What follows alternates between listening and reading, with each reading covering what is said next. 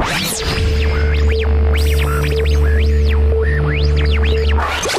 good evening everybody. This is Chris Likeness with GottaBeMobile.com, and I'm going to start this phone up here. What I have here is the Samsung Fascinate from Verizon. It's $200 on contract, and it is a Galaxy S Samsung device, which there is a flavor of the Galaxy S device on each of the major U.S. carriers already, and this phone's been out, about a month and a half or so now.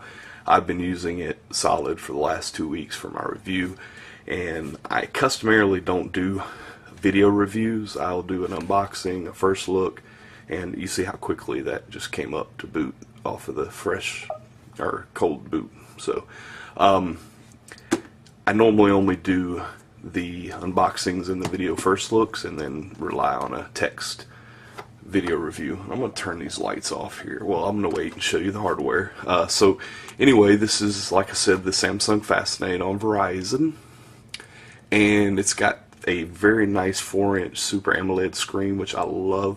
The only issues I had in my time is when you're outside in bright sunlight. It's difficult to read, but inside, oh wow, you can't get much better of a screen unless you've got like the iPhone 4. So internal memory, we've got 2 gig of internal storage memory, and up under here, here's the battery cover. You got a 1500 milliamp hour removable battery, and you have a 16 gig micro SD card that came pre-installed. I'd take it out, but I really don't want to mess up. It should be able to go in and out on the fly, but you know what I'm saying. On a demo, you really don't want to take risks. So in my first look that I've already posted, I've already went through all the controls and so forth, but I'll do it again. We've got the 3.5 millimeter headphone jack, and I really like this. This is the charge sync connector, and rather than having some kind of flap that can break off or wide open to get dust in there, they've got a little slide cover there, which I really like. On the side here, all you've got is your volume up and down. On the bottom, you've got your microphone, and you got the little tab there to pull that back cover off. And on this side, you've got the power button. The camera button, there is not a physical camera button, but you actually control it in the software. Down here, you have 4 customary Android, and this is running 2.1 Android. The capacitive buttons, which, the menu button there, the home button, the back button, and the search button, which every Android phone has.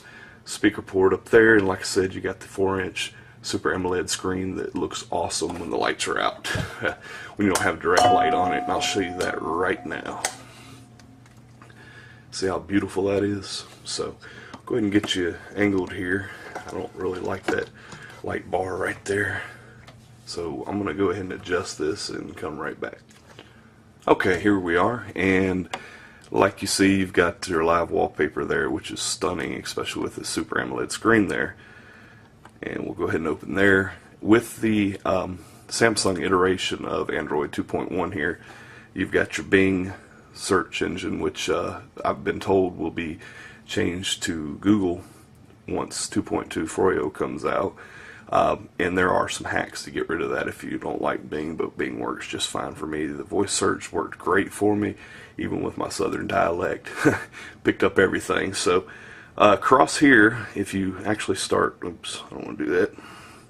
If you start scrolling through the screens, you'll see up here that we have 7 different screens to choose from. I obviously don't use many of them, and most of what you see here is the way that I have it configured for my daily use. But they've got Samsung has some of its own widgets, like this one here, which is a little quick Rolodex of contacts you can text or call those set individuals. I left a screen here so I can show you a couple of other widgets. Like on my home screen, I like to have my application manager here so I can shut things off on a quick fly there, and then some other less used icons, another Samsung widget, and another blank screen. So we'll go over here, could have done it on that screen there, and I will show you a couple of the Samsung widgets that I actually took off.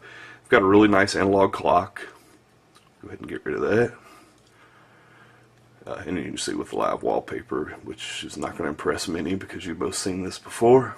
Samsung widget. Several clocks they've got, which I really like. Daily briefing, which is the one that you saw over a couple pages to the left there.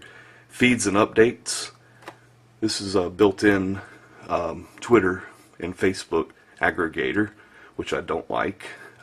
Here, Samsung widgets.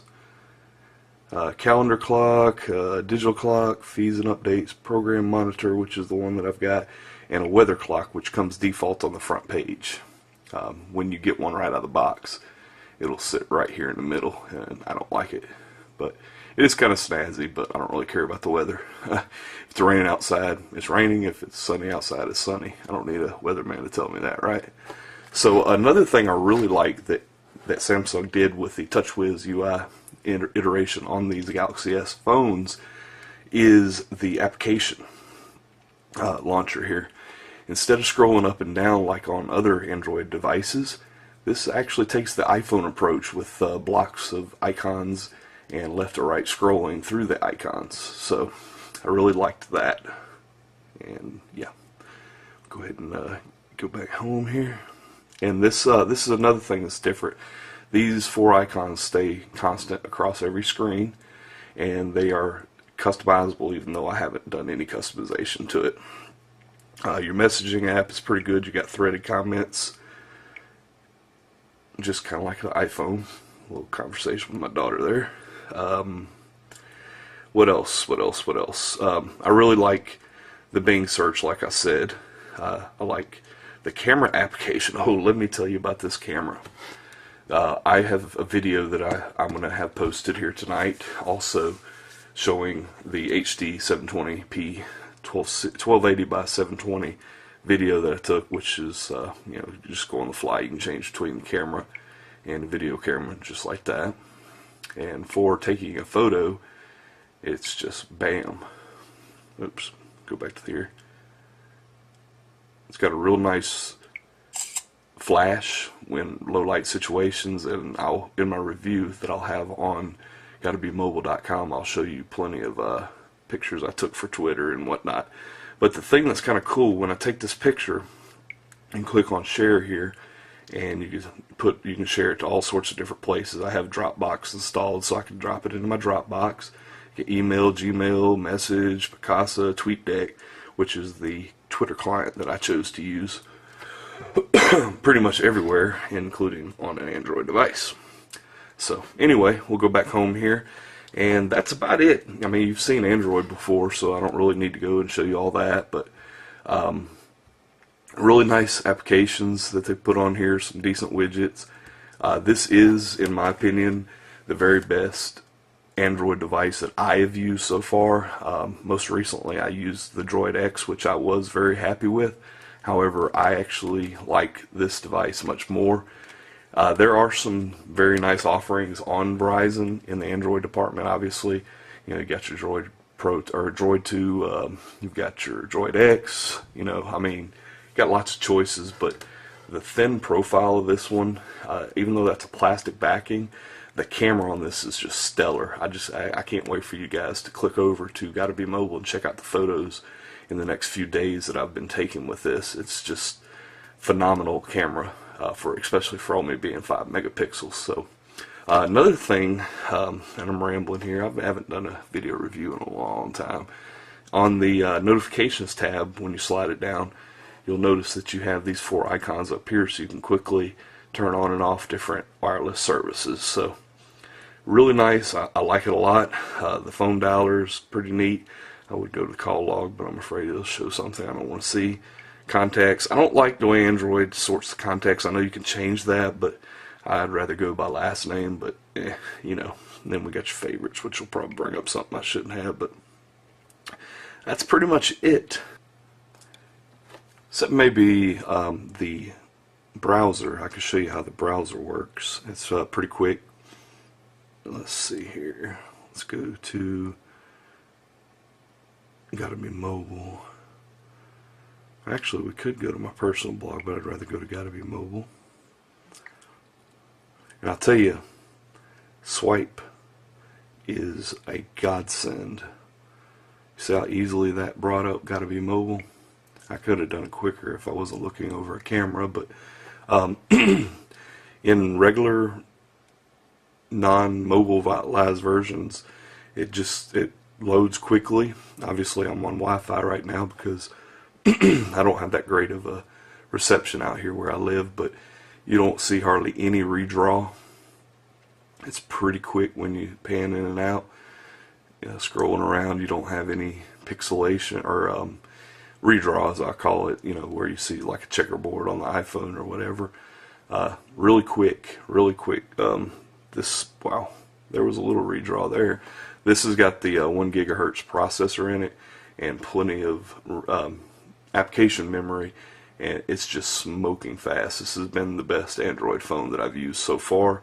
If I had a choice of an Android phone on Verizon, this would be the one. Obviously, there are some carriers with some other Android devices that might get rated a little higher than this, but if I was to put a 1 out of 10 on this, I would give it probably about an 8. Only being beat like by the Sprint's Evo 4G would probably get a 9 out of me, but yeah, definitely an 8, maybe an 8.5. Very solid device, feels really good in the pocket, even though the back's plastic. It's real lightweight. If you've had the opportunity to look at any of the Samsung Galaxy S devices, they're pretty much all the same. I've been told that the screen look of this one is a little tintier as compared to some of the others, which I haven't actually tested, so I can't confirm that.